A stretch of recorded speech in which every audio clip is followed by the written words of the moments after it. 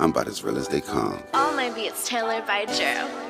House Digital. Maserati Rick in Detroit. Convertible bird in Miami. Graduated summa cum laude. Strip club made a tsunami. Carlton Hines with the ball game. Grateful Edmonds with the snowflakes. Craig Pettis in the M-Town. Sal Magluta with the boat game. Falcone with the cocaine. Like Freeway Ricky with the plug game. Like Monster Cody in South Central. Larry Davis from close range.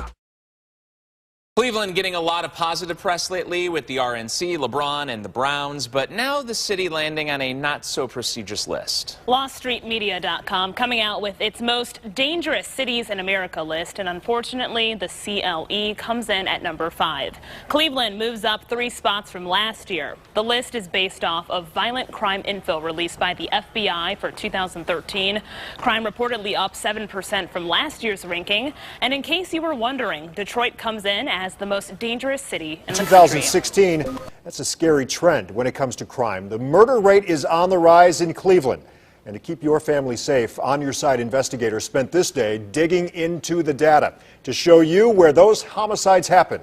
Investigator Sarah Buttison, you uncovered surprising results here. We did, Rob. Just take a look at this. This map shows the location of every confirmed or suspected homicide in the city of Cleveland this year. That's 146 in total. And you can see right here, there's no clear pattern when it comes to where the incidents occurred, although there were more on the city's east side. As you may know, Cleveland is divided up into 17 wards. So we also crunched the data by ward. Right here, this is Ward 5, which stretches from Broadway Avenue to East 79th Street, south of Carnegie. It has the highest number of homicides this year. 18 people were killed in that area. The fewest was over on the west side here in Ward 17. Just 1 homicide reported there this year. That area, of course, south of 90 and west of Interstate 71. On your side, I'm investigator Sarah Buttison. It is a side of this story we're bringing you all new at 5 today after police from 20 jurisdictions launched a massive coordinated effort to bring those suspected gang members to justice. And we learned it is the biggest roundup of gang members ever seen in Cuyahoga County. Tracy Carlos broke this story. She was the only reporter there as it all went down.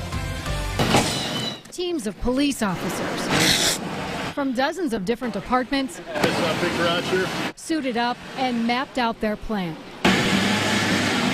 We were the only ones with cops as they fanned out on their mission. A mission, prosecutors tell me, to round up dozens of criminals who wreaked havoc on the suburbs, many of them gang members from different Cleveland gangs. Greg Mussman is the lead prosecutor on this case. BBE is the West 90th area of Cleveland. DTO is the West 75th, West 80th area in Detroit Road. And then we have 1300, which is West 130th in Cleveland. Gang members who police tell me are responsible for a crime spree that spanned 20 cities in 2 counties. Gang members targeting cars in the western suburbs of Cuyahoga County and crossing the border into Lorain County. Prosecutors tell me among the cities hit, Bay Village, Westlake, Rocky River, and Lakewood, just to name a few. We have, I would estimate, at least 100 crimes that we are investigating with respect to these groups. And we have discovered that one of those indicted took police in Lake County on a wild ride in a stolen car.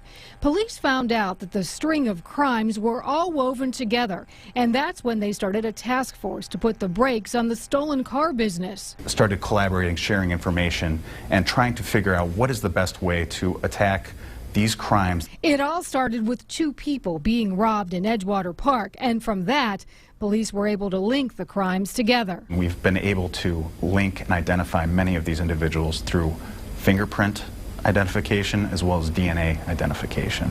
So we were able, through the stolen cars, to take the items that they had left after committing these crimes, take them for scientific identification and match them. Prosecutors tell me this isn't the end of the case. Instead, it is just the beginning, and more arrests are expected.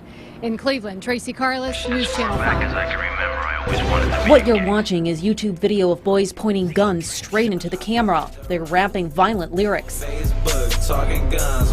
Some of their shirts are tagged. The Cuyahoga County Prosecutor's Office told us this is a video made by members of the vicious gang BBE 900. They have intimidated, they have victimized, and they have hurt our community, and they are going to pay for it now. Today, prosecutor Tim McGinty announced that his office, with help from local and federal police, took a big step to dismantle the gang. They slapped 299 charges on dozens of BBE 900 members.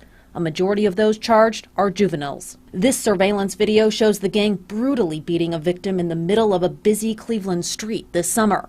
They have committed many of these acts charged in public places, including parks and RTA transit stations. Dwayne Duskins is chief of the juvenile division for the prosecutor's office. He says the epicenter of BBE 900 is West 98th and Madison, an area that Cleveland police deal with constantly. Fear was spread amongst persons who lived there many years, fearful that they could go on their streets, fearful that they could even go over to the neighborhood store because of these lack of better term terrorists. It's an area that members have clearly marked, tagging buildings with their gang name. The prosecutor's office also told us today there is a connection between BBE 900 and the Heartless Felons, another violent gang we've been reporting on for months now. Live in the newsroom, I'm Kristen Volk, News Channel 5. Lee? Huge victory for the prosecutor's office. Kristen, thank you. The youngest person indicted on these gang charges is 13 years old. The oldest is 34 years old.